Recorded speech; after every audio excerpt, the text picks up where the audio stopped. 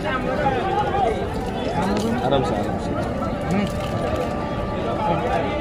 कहाँ से है भैया आप? यूपी से हैं? बंगाल। बंगाल में रहते हैं। ये बच्चा क्या नाम है इसका? नाम क्या आहे तेरा? बांधवांनो इथं पाहतोय हे दादा केळी वाटप करताय। दादा तुमचं नाव काय? विक्रम सोनवणे।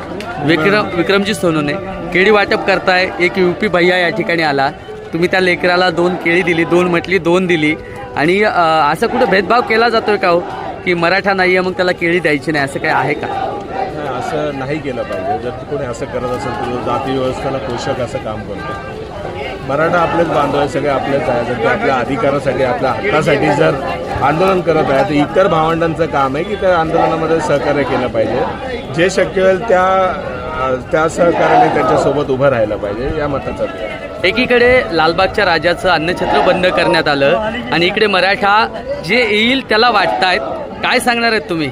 तुम्ही कुठले आहेत म्हणजे प्रॉपर? मी मुंबईचाच आहे, चेंबूरचा आहे। मी भारत मुक्ती मोर्चाचा उपाध्यक्ष आहे, मुंबई उपाध्यक्ष।